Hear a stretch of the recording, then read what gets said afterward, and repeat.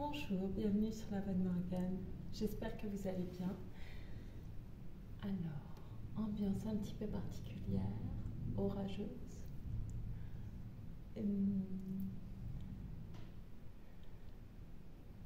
Voilà, j'essaie autre chose puisque je ne veux pas être dehors. Je vais reprendre tout de suite la lecture de Jack London, de Martin Eden. Et j'en suis au chapitre 43. J'espère qu'il n'y a pas trop d'écho non plus. Je vous remercie et je vous dis à tout à l'heure après la lecture. Merci infiniment pour votre écoute. Chapitre 43. Un jour, M. Morse rencontra Martin au bureau de l'hôtel Métropole. Martin ne put démêler bien nettement s'il s'y trouvait par hasard pour affaires ou s'il était venu tout exprès pour l'inviter à dîner.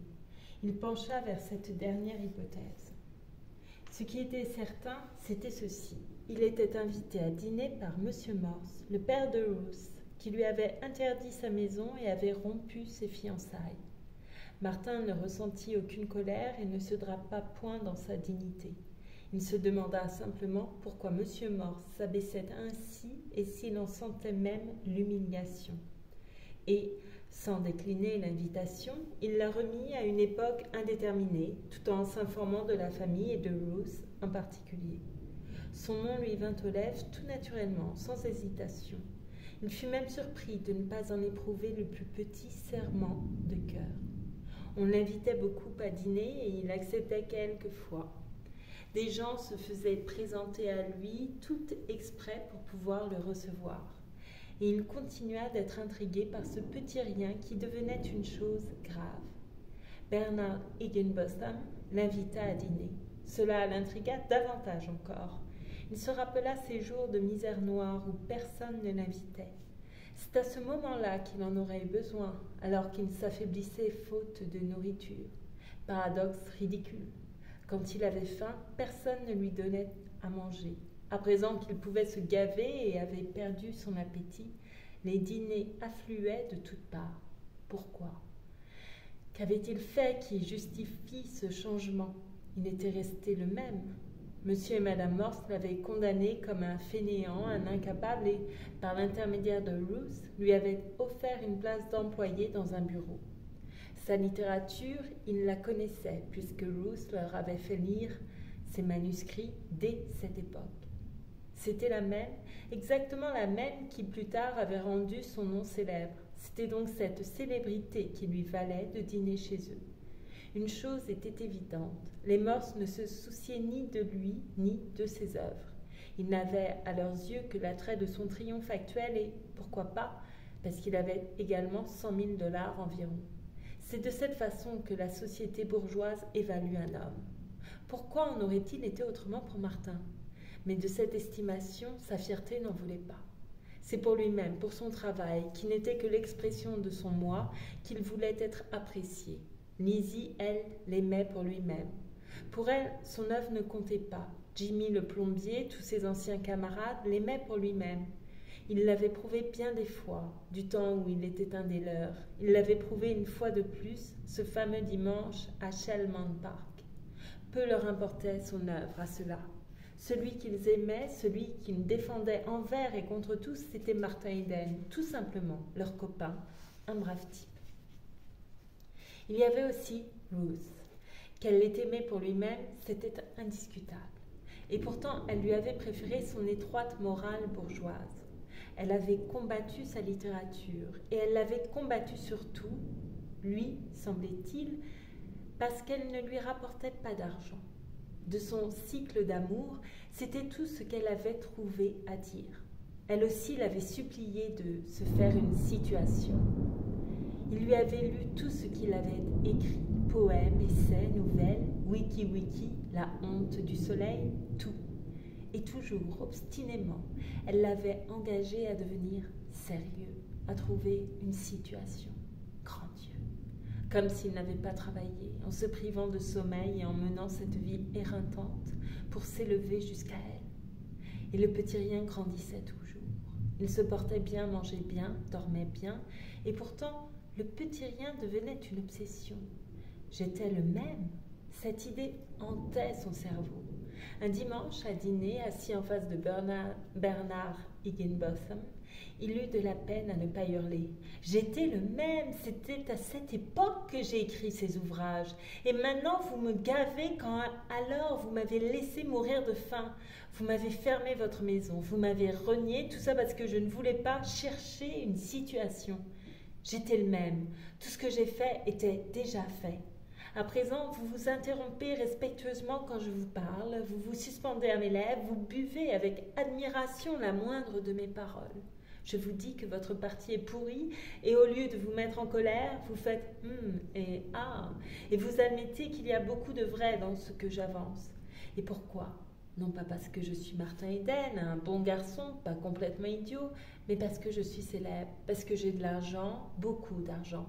Je vous dirais que la lune est un fromage vert, que vous applaudiriez, ou du moins que vous n'oseriez pas me contredire, parce que je suis riche. Et je suis le même qu'alors, quand vous me rouliez dans la boue sous vos pieds. Mais Martin se retint. Ses pensées rongeaient son cerveau sans arrêt. Pourtant il sourit et parvint à dissimuler sa tension nerveuse. Comme il se taisait, Bernard Higginbotham prit l'initiative de mener la conversation et ne la lâcha plus. Il était un self-made man et en était fier. Personne ne l'avait aidé. Il ne devait rien à personne. Il remplissait ses devoirs comme citoyen et comme chef d'une nombreuse famille. La maison Higginbotham était le monument de son savoir-faire et de son inlassable travail. Il éprouvait pour la maison Higginbotham la tendresse que d'autres éprouvent pour leurs femmes. Et il ouvrit son cœur à Martin, en lui dévoilant la somme d'intelligence et de persévérance qui avait présidé à la fondation de sa maison. Il avait aussi des projets pleins d'ambition. Le quartier se peuplait de plus en plus. Le magasin était vraiment trop petit. S'il avait plus de place, il pourrait y ajouter une vingtaine de perfectionnements qui feraient gagner du temps et de l'argent. Il le ferait un jour. Tous ses efforts étaient tendus vers ce but. Avoir de quoi acheter le terrain avoisinant et y construire un autre bâtiment à un étage. Il louerait l'étage supérieur et les rez-de-chaussée des deux bâtiments seraient réunis au magasin Higginbotham. Ses yeux brillèrent quand il parla de la nouvelle enseigne qui s'étendrait sur toute la façade. Martin oublia d'écouter. L'incessant refrain « J'étais le même » qui obsédait son cerveau couvrait le bavardage de l'autre. Ce refrain le rendait fou et il tenta d'y échapper. « Combien ça coûterait, dites-vous » fit-il tout à coup. Son beau-frère s'interrompit au beau milieu d'un discours sur le chiffre d'affaires des commerçants du quartier. Il n'avait pas dit combien cela coûterait, mais il le savait car il l'avait calculé bien des fois. Il l'avait calculé bien des fois.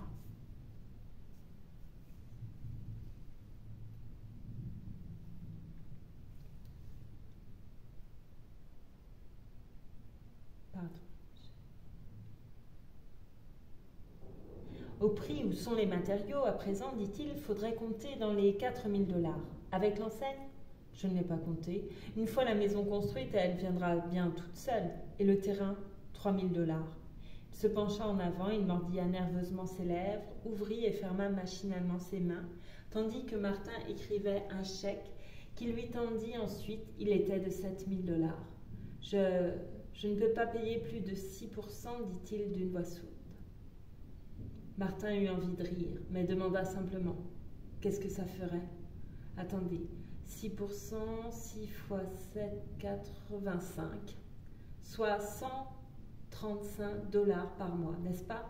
Higginbotham fit un signe d'assentiment. « Alors, si vous n'y voyez pas d'inconvénient, nous arrangerons ça de la manière suivante. » Il lança un coup d'œil à Gertrude.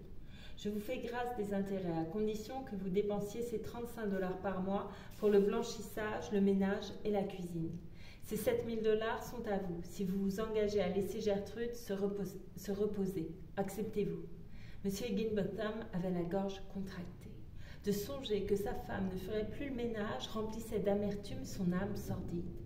Le don magnifique dorait une pilule bien dure à avaler. Sa femme ne travaillerait plus. Ça le mettait en boule.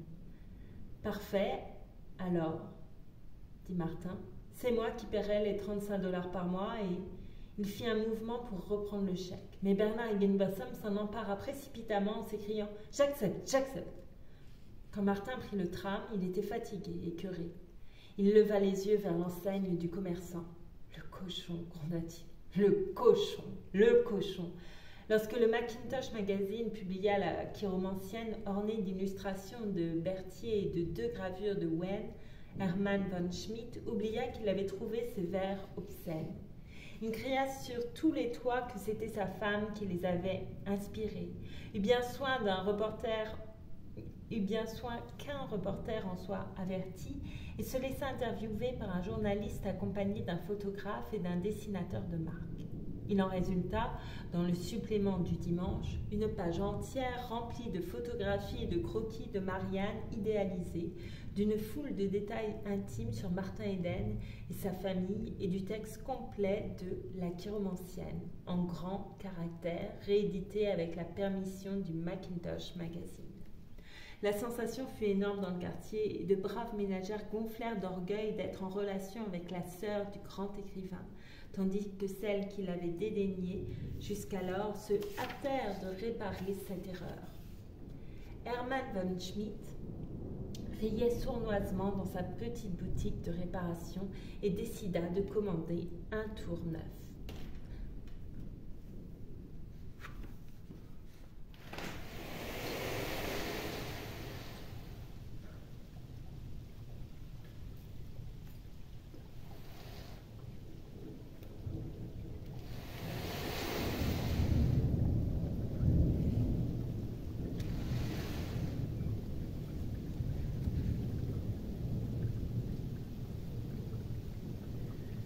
Épatant comme réclame, dit-il à Marianne, et ça ne coûte pas un sou.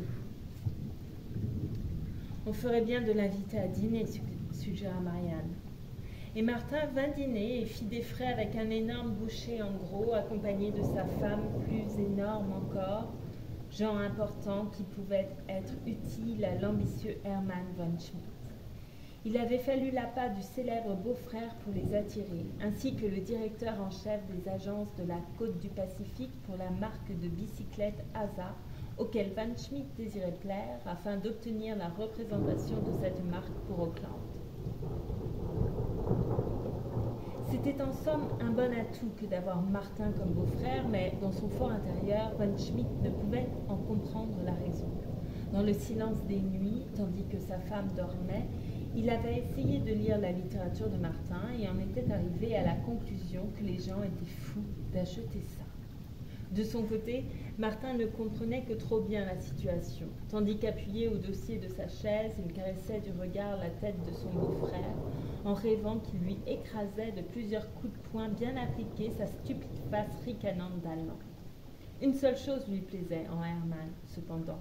Bien qu'il fût pauvre et ambitieux, il avait pris une bonne pour éviter à Marianne le gros ouvrage. Martin parla avec le directeur des agences ASA et après le dîner l'emmena dans un coin avec Hermann, dont il déclara commanditer le futur magasin de bicyclettes et de réparation. Ce devait être le plus beau d'Auckland. Il alla plus loin encore et engagea confidentiellement Hermann à se chercher une agence d'automobile et un garage, car rien ne l'empêchait de faire prospérer ces 2 établissements à la fois. Lorsqu'ils se quittèrent, Marianne, les larmes aux yeux, jeta ses bras au cou de Martin et lui dit combien elle l'aimait, combien elle l'avait toujours aimé. Cette tirade fut, il est vrai, coupée d'une pause un peu gênée, qu'elle meubla par une recrudescence de larmes, de baisers et de balbutiements incohérents. Martin crut comprendre qu'il s'agissait d'oublier l'époque où elle avait manqué de confiance en lui et insisté pour qu'il trouve une situation. « Il est incapable de garder son argent, c'est évident, » confia Hermann von Schmidt à sa femme. « Lorsque j'ai parlé d'intérêt, il est devenu fou et m'a dit que si jamais j'en reparlais, il me casserait ma sale tête d'allemand. Parfaitement, ma sale tête d'allemand. Ça fait rien. Ce n'est pas un homme d'affaires, mais c'est le bon gars. Il me donne un fameux coup de pouce. C'est bien de sa part. » Les invitations à dîner pleuvaient de toutes parts, et Martin continuait à s'étonner. Au banquet du club de la Bohème, il fut le convive de marque parmi des hommes connus dont il avait entendu parler toute sa vie et qui lui racontèrent comment, en lisant L'appel des cloches dans le Transcontinental et La Pairie et la Perle dans le Hornet, il l'avait immédiatement pris gagnant. Bon Dieu, et dire que pendant ce temps j'avais faim et j'étais en haillons, se dit-il. Pourquoi ne m'avez-vous pas invité à dîner à cette époque-là?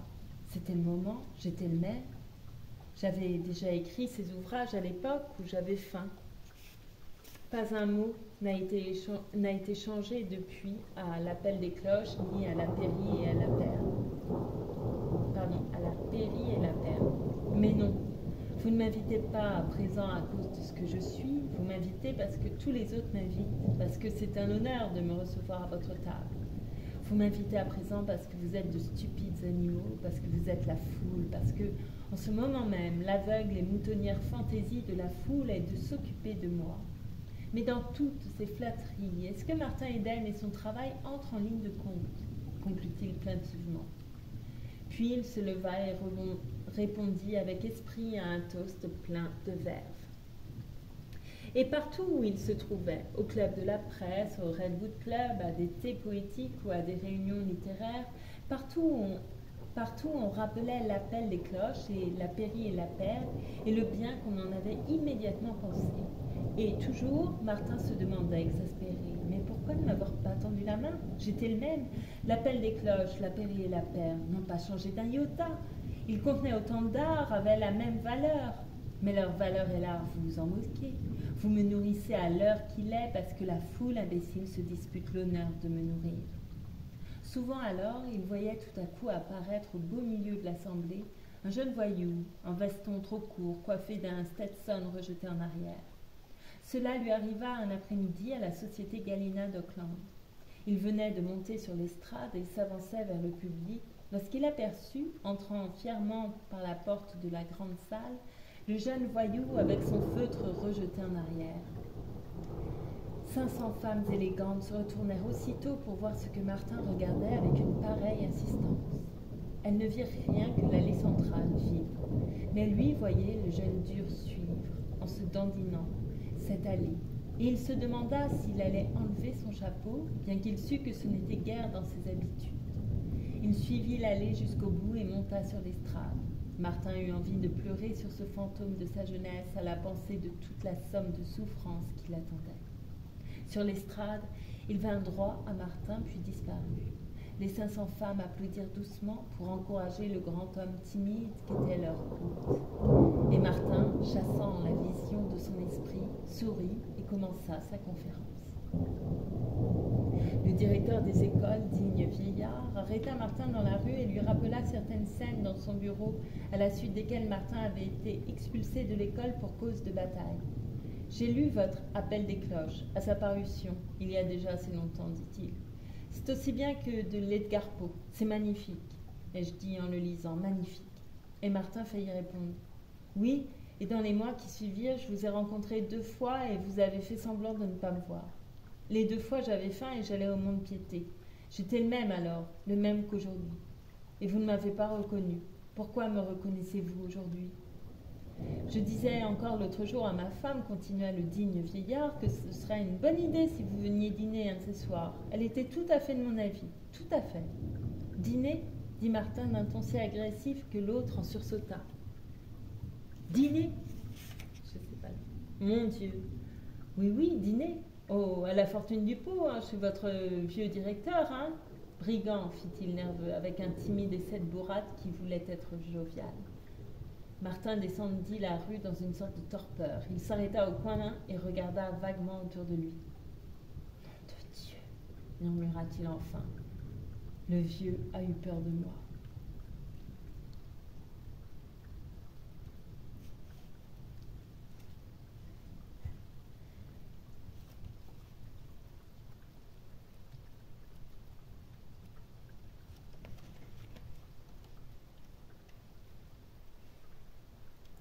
Chapitre 44. Un jour, dans la rue, la voiture de Madame Morse passa tout près de Martin. Elle le salua en souriant. Il salua en souriant également. L'incident ne le frappa nullement. Un mois auparavant, ça l'aurait dégoûté ou intrigué et il aurait cherché à se rendre compte du degré d'inconscience de Madame Morse. À présent, il n'y pensa plus une seconde après. Il oublia comme il aurait oublié la banque centrale ou City Hall après avoir passé devant. Son cerveau était anormalement agité. Ses pensées tournaient inlassablement dans le même cercle. Au centre de ce cercle, ces mots « J'étais le même » rongeaient son cerveau inlassablement. Il les retrouvait au réveil, à travers ses rêves, il les entendait. Les plus petits détails de la vie ne pénétraient ses sens qu'à travers ces mots « J'étais le même » et une logique implacable amena enfin à conclure qu'il n'était rien, absolument rien. Marthe Eden le voyou, Marthe Eden le marin avaient existé, eux. Mais Martin Eden, le célèbre écrivain, n'existait pas. Martin Eden, le célèbre écrivain, n'était qu'une illusion créée par l'imagination de la foule. Mais il ne s'y laissait pas prendre. Il n'était pas cette idole que la foule adorait et à qui elle offrait de la nourriture en sacrifice propitiatoire. Il ne marchait pas. Il lut des articles sur lui et s'ébahit devant des portraits qui n'avaient absolument rien de vrai. Impossible de découvrir la moindre ressemblance. Il était celui qui a vécu, vibré, aimé, celui dont le caractère facile et tolérant était toute indulgence pour les fragilités de l'existence, celui qui, à son poste au gaillard d'avant d'un navire, avait vogué vers d'étranges et lointaines contrées, ou encore celui qui, à la tête d'une bande de chenapans, s'était battu à coups de poing. Il était celui que tant de milliers de livres à la bibliothèque populaire avaient fait reculer épouvantés le premier jour, et celui qui s'était frayé un chemin au milieu d'eux et les avait conquis. Il était celui, enfin, qui se donnait des coups d'éperon pour chasser le sommeil et travailler jusqu'au-delà de la limite des forces humaines. Tout cela, il l'était. Mais ce qu'il n'était pas, c'était cette espèce d'ogre doté d'un appétit colossal que le public s'obstinait à vouloir gaver. Certaines choses dans les magazines l'amusaient cependant. Tous se disputaient la gloire de l'avoir lancé. Le Warren's Monthly annonça à ses abonnés qu'étant constamment en quête de nouveautés littéraires, c'était lui qui avait présenté, entre autres, Martin Eden au lecteur. La White Mouse réclama la priorité ainsi que la Northern Review et le Macintosh Magazine. Mais le Globe les fit taire, en exhibant triomphalement de sa collection les poèmes de la mer si honteusement déchiquetés. Youth and Age, revenu à la vie sans avoir jamais payé ses dettes et dont les seuls lecteurs étaient de jeunes campagnards, réclama son tour. Le Transcontinental raconta d'une façon digne et convaincante comment il avait découvert Martin Eden, prérogative qui lui fut chaudement disputée par le Hornet qui exhiba la Péri et la Paire. Dans la mêlée, les modestes droits de Singletree, Darnley & Co. disparurent complètement. D'ailleurs, cette maison, ne commanditant aucun magazine, ne sut jamais revendiquer ses droits. Les journaux discutèrent des gains de Martin Eden. D'une façon ou d'une autre, les offres magnifiques de certains magazines transpirèrent. De dignes pasteurs d'Auckland vinrent le voir amicalement et les demandes de mendiants professionnels vinrent grossir son courrier. Mais les femmes étaient pires que tout. Ses photographies avaient été semées aux quatre vents du ciel et des écrivains parlèrent de son rude visage bronzé, balafré, de ses épaules larges, de ses clairs yeux tranquilles et de ses traits émaciés qu'ils déclarèrent ascétiques. Il pensa à sa jeunesse mouvementée et sourit. Souvent, parmi les femmes qu'il rencontrait, l'une ou l'autre le regardait, l'évaluait, le choisissait. Mais il ne faisait qu'en rire. Il se rappelait la mise en garde de Brissenden et n'en riait que davantage. Les femmes n'étaient pas un danger pour lui, il en répondait. Il avait dépassé la période fatale. Un soir, alors qu'il accompagnait Lizzie à l'école du soir, il surprit le regard d'une femme élégante et jolie. Le regard était un peu trop appuyé, un peu trop long. Lizzie en comprit la signification et se redressa, furieuse. Martin le remarqua, comme il en avait remarqué la cause, et lui dit qu'il y était habitué et qu'il s'en moquait bien. « Vous ne devriez pas vous en moquer, répondit-elle, les yeux brillants de colère. Ce n'est pas possible, vous êtes malade. Jamais je ne me suis mieux portée. J'ai pris 10 livres de plus. Je ne parle pas de votre physique, mais de votre tête. Il y a quelque chose qui ne va pas dans votre machine à penser. Même moi, qui ne suis rien, je peux voir ça. Il marcha à côté d'elle, pensif. « Je donnerais n'importe quoi pour vous voir sorti de là, s'écria-t-elle brusquement. Un homme comme vous, ça devrait vous plaire quand une femme vous regarde comme ça. Ce n'est pas naturel. Vous êtes un homme, et vous me croirez si vous voulez, mais je serai bien heureuse le jour où vous tomberez sur une femme qui vous plaira. Quand il quitta Lizzie à l'école du soir, il retourna tout droit au Métropole. Une fois dans sa chambre, il tomba dans un grand fauteuil et se mit à regarder fixement, droit devant lui. Il ne sommeillait pas, ne pensait à rien, son cerveau était vide, sauf aux instants où des taches colorées, lumineuses, formaient des images vagues sous ses paupières. Il les voyait comme en rêve. Pourtant, il ne dormait pas. Il se dressa à un moment donné et regarda l'heure. Il était 8 heures juste. Il n'avait rien à faire et il était trop tôt pour se coucher. Puis son cerveau se vida de nouveau et des images apparurent, puis s'évanouirent sous ses paupières. Ces images se ressemblaient toutes. Elles représentaient toujours des masses de feuillage et de buissons traversés de soleil ardent. Un coup frappé à sa porte le ramena sur terre. Il pensa que c'était un télégramme, une lettre, ou peut-être la blanchisseuse qui lui rapportait son linge. Puis le souvenir de Joe lui passa par la tête et il se demanda où il pouvait bien être en répondant « Entrez ». Il pensa encore à Joe et ne se retourna pas vers la porte. Elle se referma doucement. Il y eut un long silence. Ayant complètement oublié qu'on avait frappé, il s'était replongé dans sa torpeur quand il entendit un sanglot de femme, un sanglot sourd, contenu, spasmodique. Alors il se retourna et bondit sur ses pieds. « Ruth !» s'écria-t-il, affolé, stupéfait. Elle s'appuyait contre la porte, le visage pâle et contracté, une main sur son cœur. Puis elle étendit les bras vers lui d'un air implorant et fit un pas en avant. Il lui prit les 2 mains et remarqua qu'elles étaient glacées. Après l'avoir guidé vers le fauteuil, il approcha un autre siège et il s'assit sur le bras. Un profond embarras le paralysait. Dans son esprit, cette histoire était finie, enterrée. Si, tout d'un coup, par un miracle, la blanchisserie de Shelley Hot Springs avait été transportée à l'hôtel Métropole, lui offrant la perspective d'une semaine de linge à blanchir, il n'aurait pas été plus ennuyeux. Plusieurs fois, il fut sur le point de parler, sans parvenir à trouver la phrase appropriée. « Personne ne sait que je suis ici », dit Ruth d'une voix faible avec un sourire suppliant. « Que dites-vous » Le son de sa propre voix l'étonna. Elle répéta sa phrase. « Ah » dit-il en se demandant ce qu'il allait bien pouvoir lui dire après. « Je vous ai vu rentrer et j'ai attendu un instant. »« Ah » dit-il encore. De sa vie, il n'avait été tellement à court d'idées. « Et alors, vous êtes entrée » dit-il finalement. Elle fit un petit geste affirmatif. Ses yeux eurent un éclair espiègle et elle défit l'écharpe qu'elle avait autour du cou. « Je vous ai vu d'abord de l'autre côté du trottoir, quand vous étiez avec cette fille. »« Oui, » dit-il simplement, « je la menais à l'école du soir. »« Eh bien, vous n'êtes pas content de me voir ?» dit-elle après un nouveau silence. « Si, si, fit-il rapidement, mais ce n'est pas très raisonnable de votre part de venir ici. Personne ne le sait, je voulais vous voir, je suis venue vous dire que j'ai été idiote. Je suis venue parce que je n'en pouvais plus, parce que mon cœur m'y poussait, parce que j'avais besoin de venir. » Elle se leva, vint vers lui, posa sa main sur son épaule un instant, haletante, puis glissa dans ses bras. Et comme sa nature facile et bonne répugnait à faire de la peine, comme il sentait que de la repousser lui causerait la plus cruelle blessure qu'une femme puisse recevoir, il referma ses bras autour d'elle et la tint serrée contre lui. Mais dans cette étreinte, il n'y avait aucune chaleur, aucun frémissement.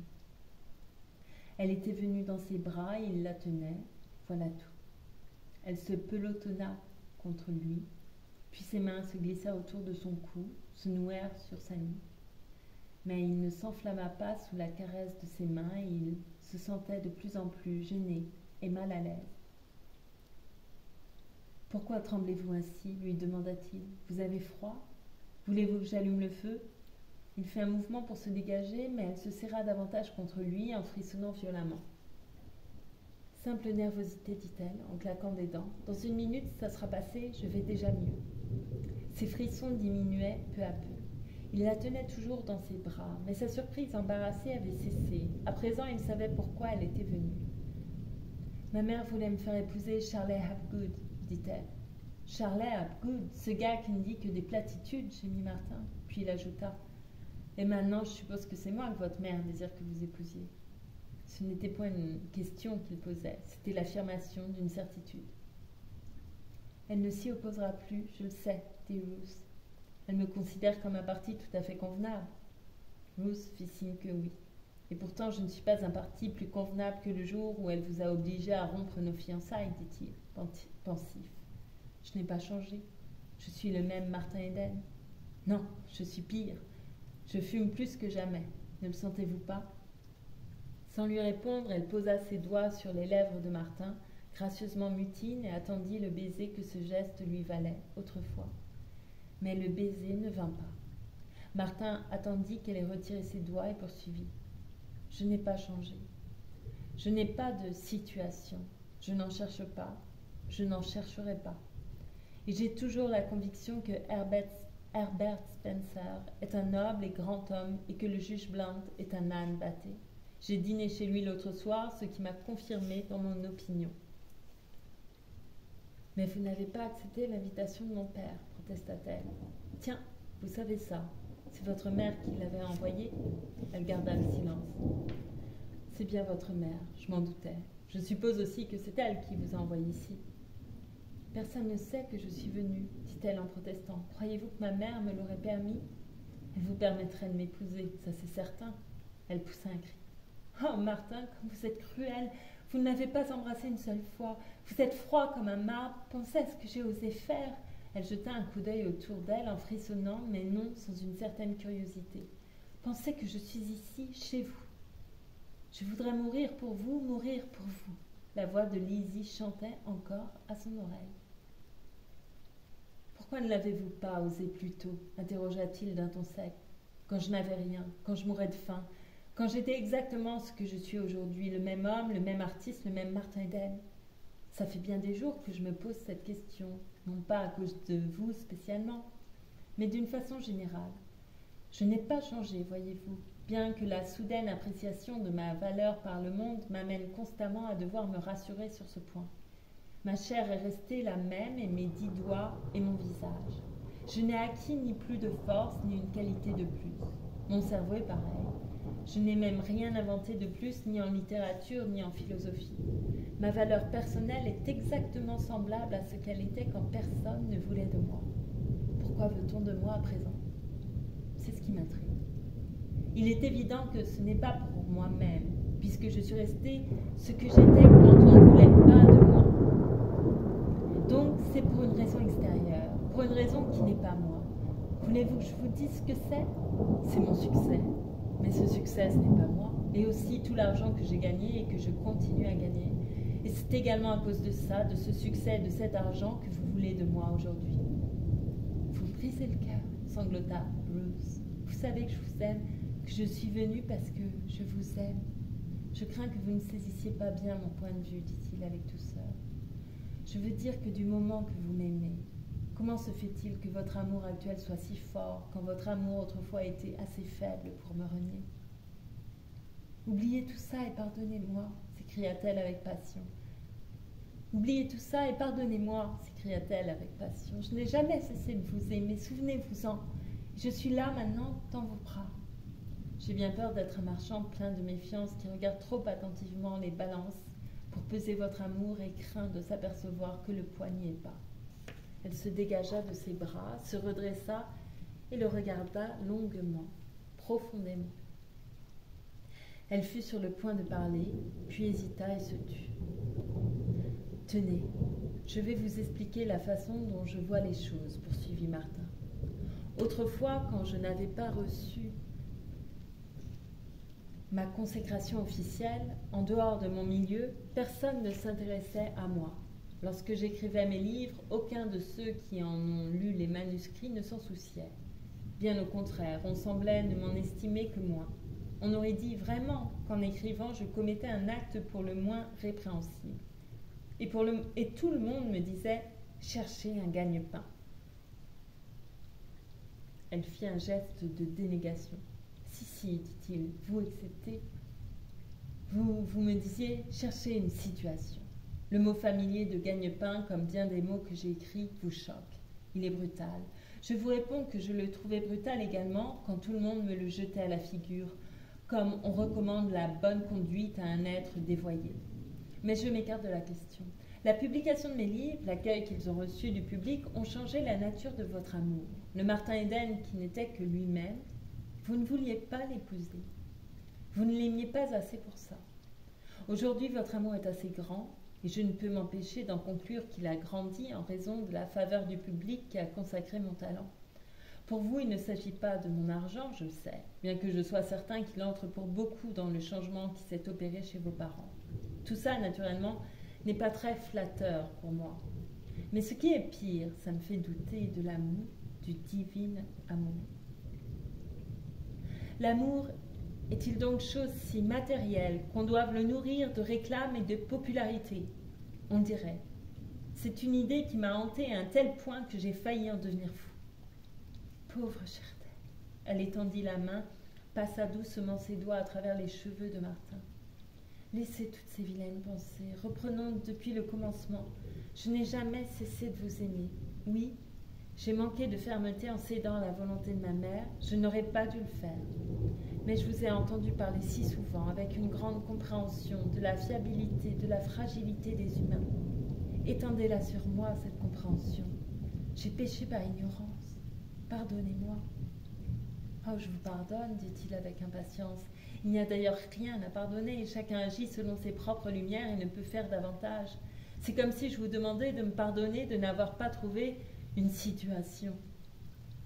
Je croyais bien faire, protesta Rose. Vous le savez, je ne vous aurais pas aimé si je n'avais pas cru agir pour votre bien. Bon, mais tout en croyant bien faire, vous vouliez détruire ce qui fait ma personnalité. Oui. Elle voulait l'interrompre, mais il l'en empêcha. Oui, vous auriez détruit ma littérature, mon avenir. Ma nature était prise de réalisme, et l'esprit bourgeois est le réalisme par lâcheté, par peur de la vie. Vous avez tout fait pour me faire craindre la vie.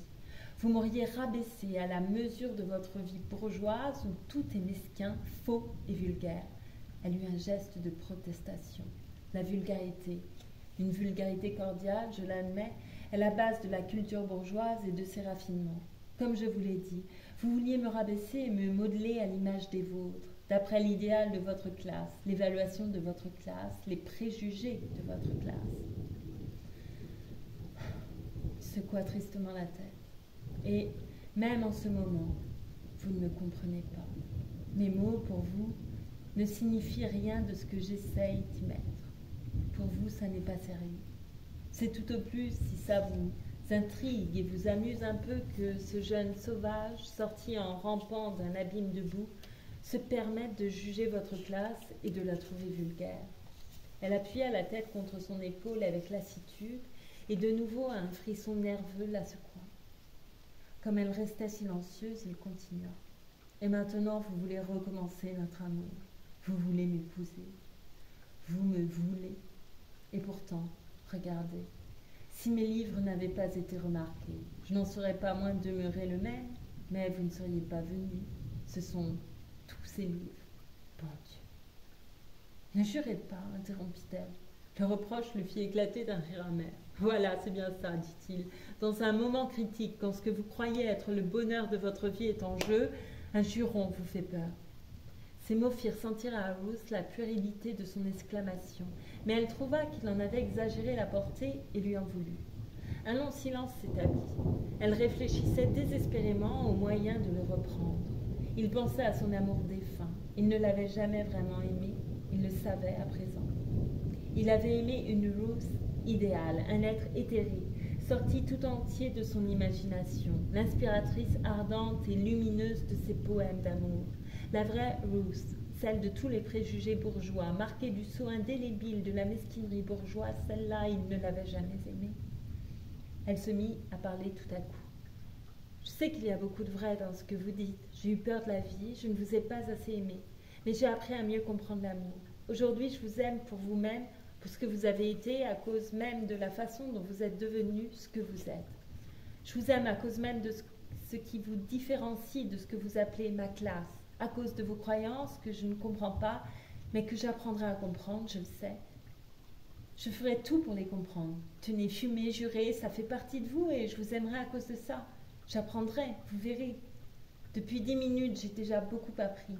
Que j'ai osé venir ici est une preuve de ce que j'ai déjà appris. Oh, Martin. Elle se serra contre lui en sanglotant. Pour la première fois, ses bras l'enlacèrent avec tendresse et elle l'en remercia par un sourire heureux. Trop tard, dit-il. La phrase de Lizzie lui revint à l'esprit. Je suis malade. Oh, pas physiquement. Ce sont mon âme, mon cerveau qui sont malades. J'ai perdu le goût de vivre. Tout m'est égal. Si vous m'aviez dit tout ça il y a quelques mois, ça aurait été différent. Maintenant, il est trop tard. Il n'est pas trop tard, s'écria-t-elle. Vous verrez, je vais vous prouver que mon amour a grandi, que j'y tiens davantage qu'à ma classe et à tout ce qui m'est cher. Je me moque de tous les préjugés. La vie ne me fait plus peur. Je quitterai mon père et ma mère et mes amis n'oseront plus prononcer mon nom. Si vous voulez, je suis à vous, dès maintenant, heureuse et fière d'être votre maîtresse. Si j'ai trahi l'amour, je veux à présent, pour l'amour de l'amour, trahir tout ce qui m'avait fait le renier. Elle se leva, se tint devant lui, les yeux étincelants. « J'attends, Martin, murmura-t-elle. J'attends que vous m'acceptiez. Regardez-moi. » Il la regarda, la trouva splendide. Elle rachetait vraiment sa conduite passée, se montrait enfin une vraie femme, supérieure aux lois de fer des conventions bourgeoises. C'était splendide, magnifique, sublime. Et pourtant, que lui arrivait-il donc? Ce qu'elle faisait ne le touchait ni ne l'émouvait. Il l'appréciait, l'admirait cérébralement, mais son cœur n'avait pas tressailli.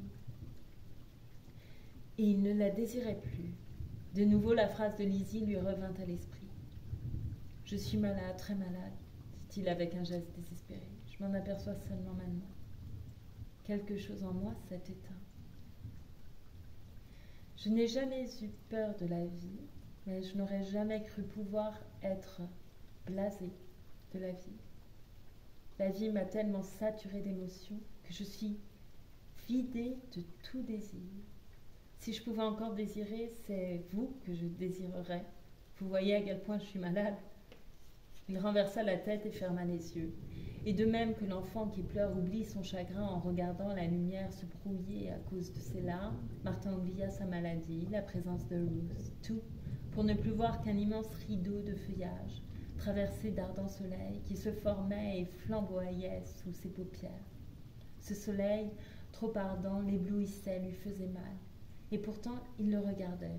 Pourquoi? Il fut rappelé à lui par le bruit du bouton de la porte. Ruth s'en allait.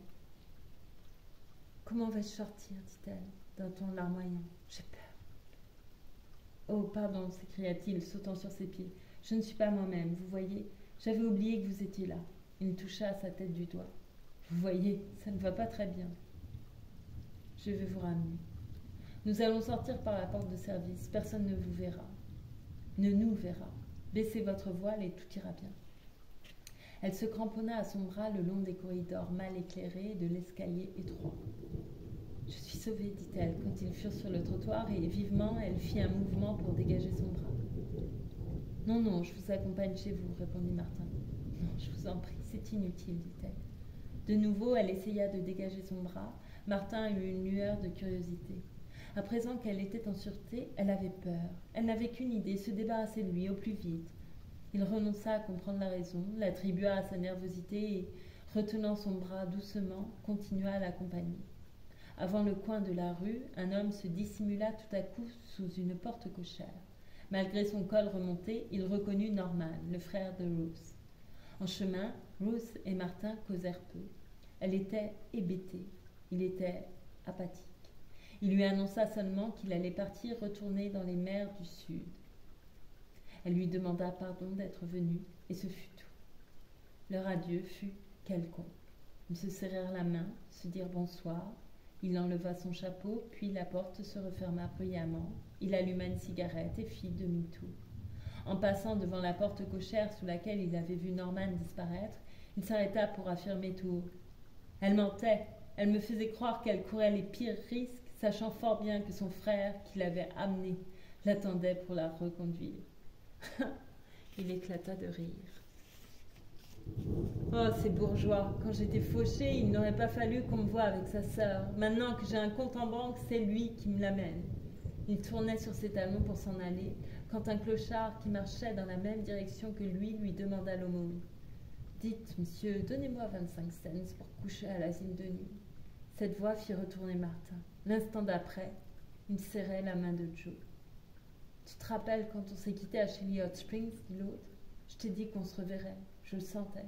Bah, ça y est. » « Tu as bonne mine, dit Martin d'un ton admiratif. On dirait que tu as engraissé. » « Bien sûr. » La figure de Joe rayonnait de joie. « Je ne savais pas ce que c'est que de vivre avant de devenir clodo. Je pèse 15 livres de plus et je me porte comme un charme. Tiens, autrefois, je me suis ruiné la santé à bosser comme un fou. La cloche, ça me convient parfaitement. »« Mais tu cherches un lit tout de même, dit Martin en plaisantant. Et il fait froid ce soir. »« Je cherche un lit ? Attends voir. » Joe fouilla dans la poche de son pantalon et en retira une poignée de petites monnaies. « Tiens, et ça, dit-il triomphalement. Tu avais l'air chic, c'est pour ça que je t'ai tapé. » Martin se mit à rire et sa voix battit. « Avec ça, tu as de quoi te payer pas mal de litrons, insinua-t-il. » Joe remit la monnaie dans sa poche. « Très peu pour moi, déclara-t-il. Je ne me saoule plus. Pourtant, qu'est-ce qui m'en empêcherait ? Je me suis saoulé une fois depuis que je t'ai vu et pas exprès. C'était parce que j'avais le ventre vide. Quand je travaille comme une brute, je bois comme une brute. Quand je vis en homme libre, je bois comme un homme libre. Un coup de temps en temps, quand j'en ai envie. Et c'est tout. » Martin lui donna rendez-vous pour le lendemain et rentra à l'hôtel. Il s'arrêta au bureau pour regarder les départs de bateaux. La Mariposa, c'est pas encore bien dit, la Mariposa partait pour Tahiti 5 jours plus tard. « Téléphonez demain matin et faites-moi réserver une cabine de luxe, dit-il à l'employé. Pas sur le deck, en bas, à l'extérieur, par bâbord. Rappelez-vous, par bâbord, notez-le, ça vaut mieux. » Une fois dans sa chambre, il se mit au lit et s'endormit comme un enfant. Les événements de la soirée ne lui avaient fait aucune impression. Aucune impression ne laissait plus d'empreinte sur son esprit. La bouffée de joie qu'il avait eue en rencontrant Joe n'avait duré qu'un bref instant. Aussitôt après, la présence de l'ex-blanchisseur, la fatigue de soutenir une conversation l'avait ennuyé. L'idée de partir dans 5 jours pour son cher Pacifique lui était égale. Il ferma les yeux et dormit normalement et confortablement 8 heures consécutives, sans bouger, sans rêver. Le sommeil, c'était l'oubli, et chaque jour il ne se réveillait qu'à regret. Il ne se réveillait qu'à regret. La vie l'ennuyait affreusement. C'était si long, la vie.